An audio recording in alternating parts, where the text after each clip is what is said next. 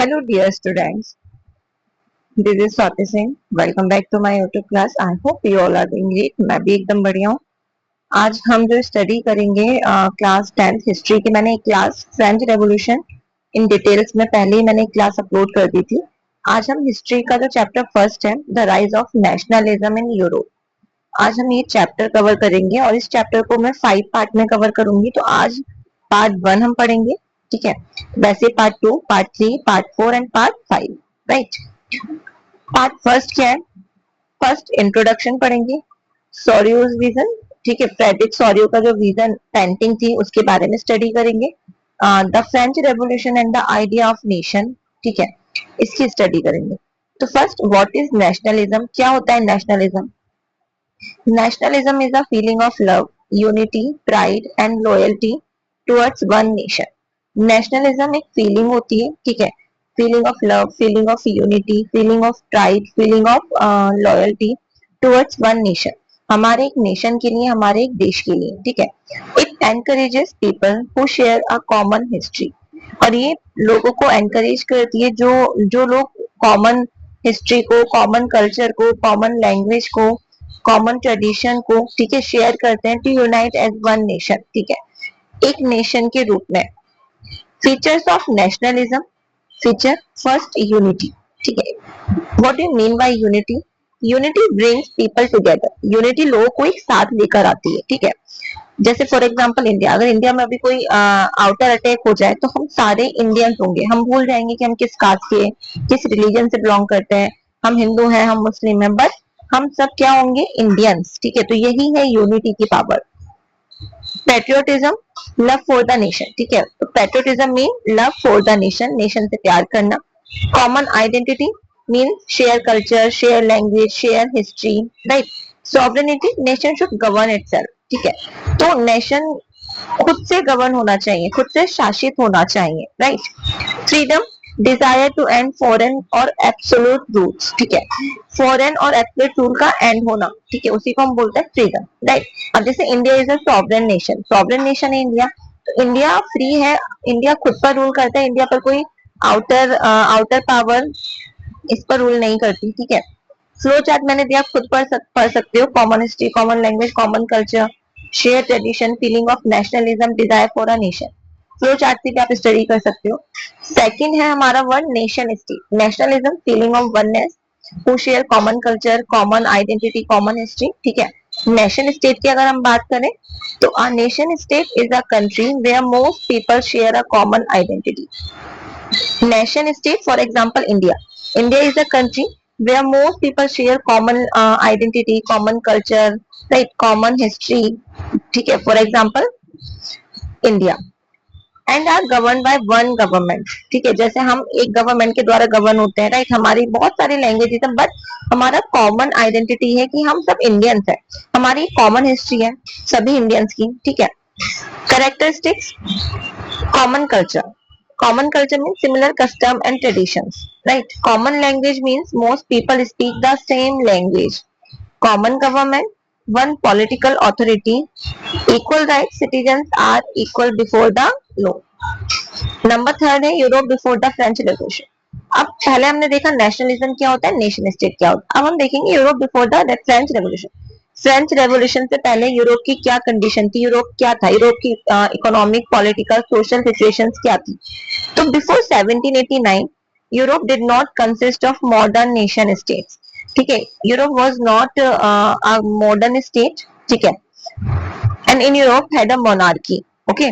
Political situation, Europe was divided into many kingdoms, duchies, principalities and empires.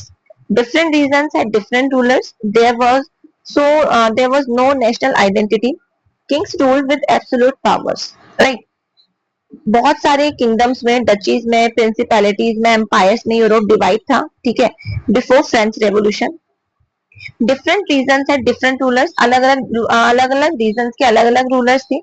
And कोई national identity नहीं थी, ठीक है. जैसे हमारी इंडियंस है वैसे उनकी कोई नेशनल आइडेंटिटी नहीं थी, राइट.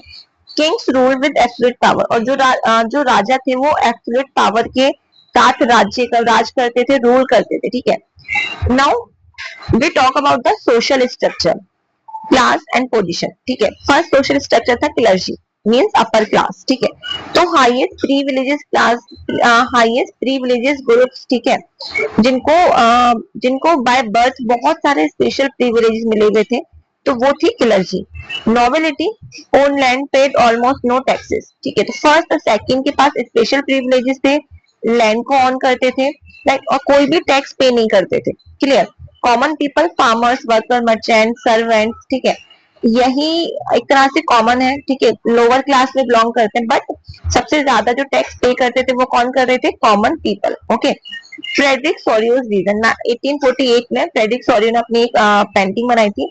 उस पेंटिंग का विजन क्या था, क्या उसकी मेन फीचर्स थे, ठीक है। तो इन 1848 French artist Frederick Sorio created paintings imagining a world of democratic and social republics. Main features of a painting: people from different nation march together, ठीक है, लोग अलग अलग नेशन से बिलोंग करते हैं और फिर भी एक साथ मार्च कर रहे हैं, ठीक है। Each nation carries its own national flag, हर नेशन अपना खुद का नेशनल फ्लैग कैरी करता है। The statue of liberty leads the procession, statue of liberty procession को लीड करता है, ठीक है। The broken chain symbolize freedom from slavery and operation, broken chain represent freedom from slavery and oppressions. Christ sent angels bless the nation from above, ठीक है। ऊपर से जो क्राइस्ट है, सेंट है, एंजल्स हैं, वो नेशन को ब्लेस कर रहा है, ब्लेसिंग्स दे रहा है, ठीक है। Symbolising divine support for freedom, ठीक है। और यहाँ सिंबलाइज किया जा रहा है, राइट, फ्रीडम के लिए डिवाइन सपोर्ट है, right. Symbols in the paintings: statue of liberty mean freedom, ठीक है।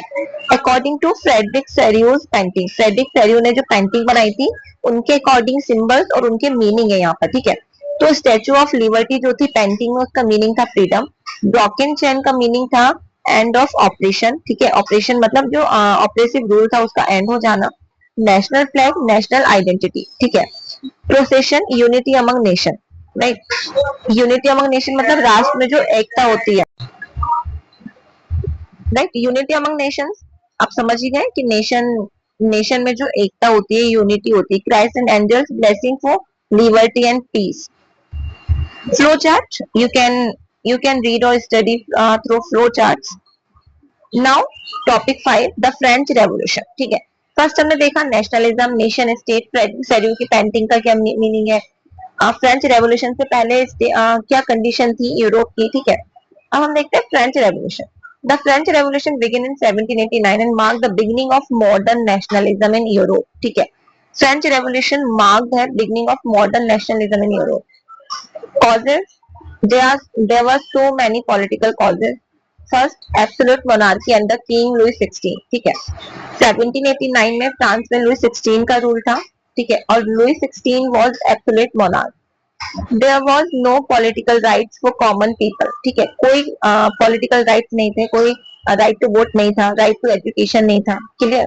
Social causes, social causes, social society, social in society was divided into 3 states, ठीक है। तो सोसाइटी 3 स्टेट्स में डिवाइडेड थी: clergy, nobility and the peasant and the third state.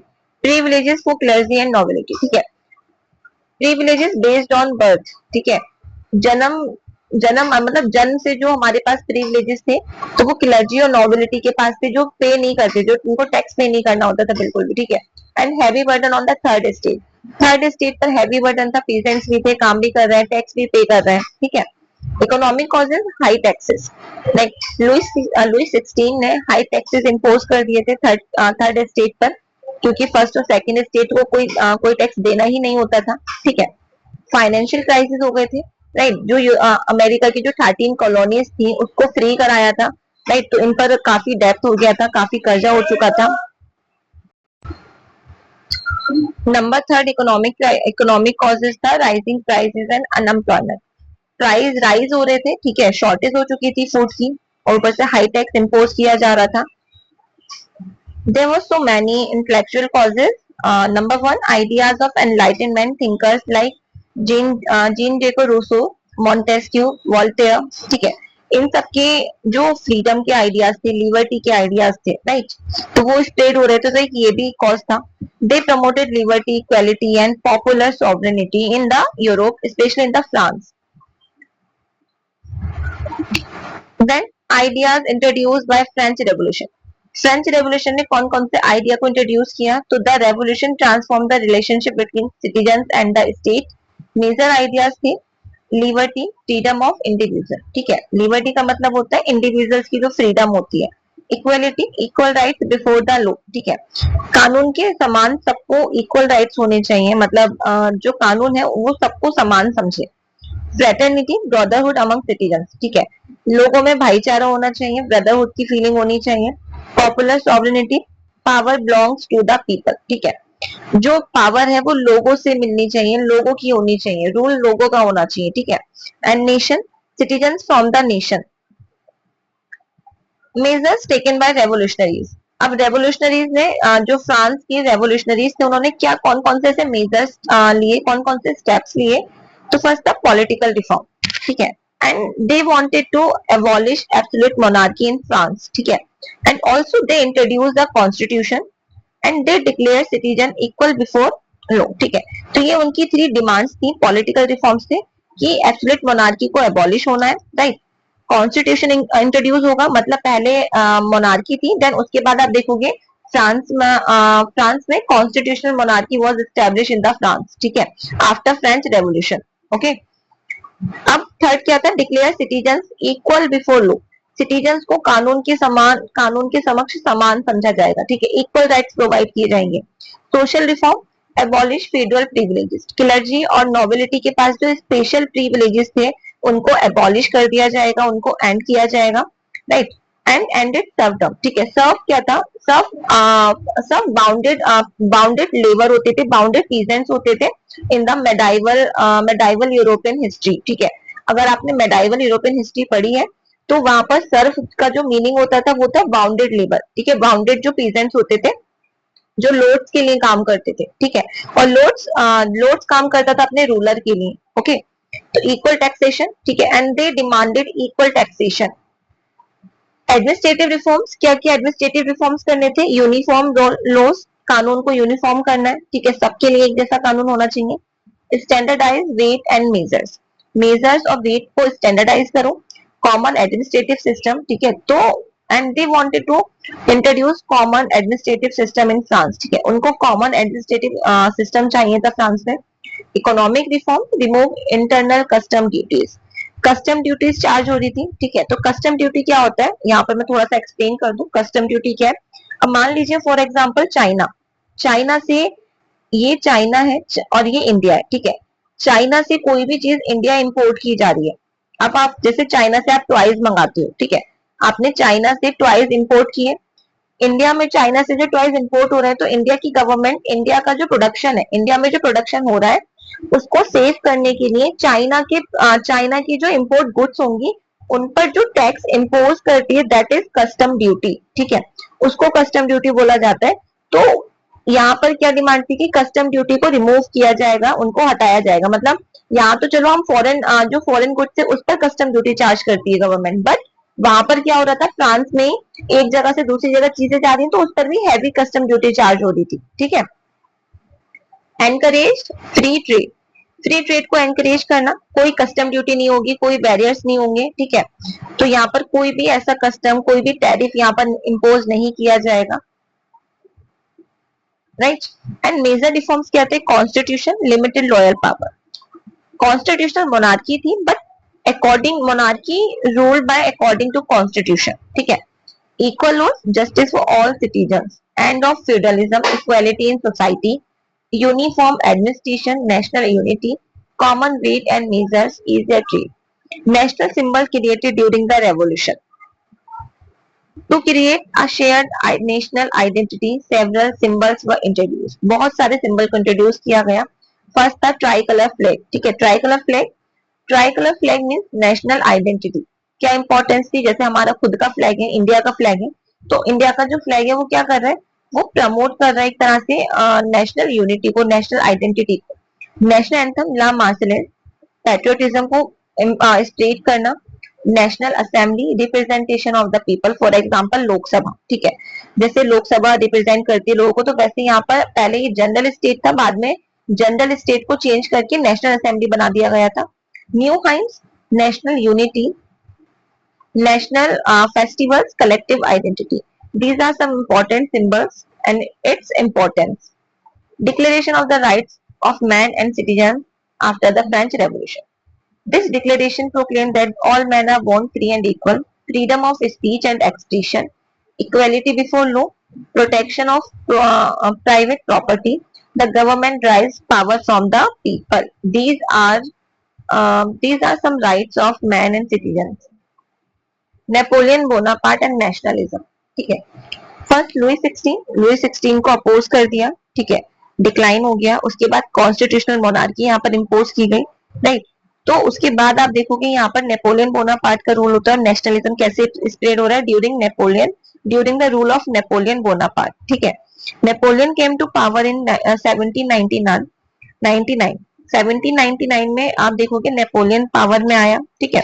इसके कुछ positive contribution थे, जैसे फर्स्ट नेपोलियनिक कोड 1804 में नेपोलियन ने नेपोलियन कोड को इम्पोज किया था, ठीक है। और इंपॉर्टेंस क्या थी इसकी? इक्वालिटी बिफोर लॉ, ठीक है। End of feudalism, removed privileges, ठीक है, फ्यूडलिज्म को एंड कर दिया, प्रिविलेजेस को रिमूव कर दिया।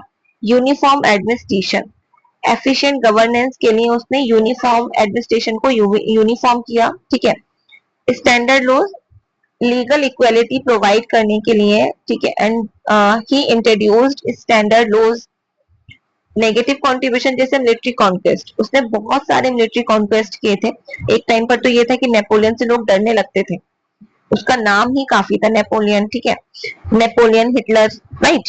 तो नेपोलियन मिलिट्री कॉन्क्वेस्ट करता था, जिससे क्या था, जो ऑक्यूपाइड रीजन्स थे उनकी फ्रीडम लॉस हो रही थी, वो अपनी फ्रीडम को खोते जा रहे थे। हैवी टैक्सेशन, ठीक है, इसने भी काफी हैवी टैक्स चार्ज किए थे, तो इकोनॉमिक बर्डन काफी बढ़ गया था क्योंकि बहुत ज्यादा टैक्सेस चार्ज किए जा रहे थे। सेंसरशिप मतलब जो एक तरह से लिबर्टी पर रेस्ट्रिक्शंस लगाना, राइट। मीडिया मतलब मीडिया के थ्रू आप अपनी बात बोल सकते हो, तो इसने सेंसरशिप इम्पोज कर दी थी।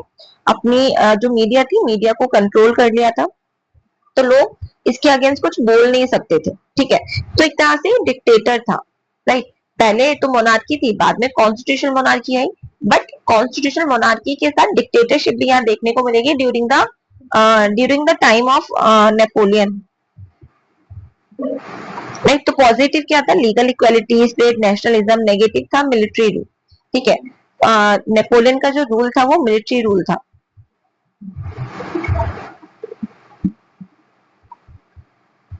ये जो पार्ट 2 है, पार्ट 2 में नेक्स्ट वीडियो में अपलोड करूंगी, मतलब नेक्स्ट क्लास में अपलोड करूंगी।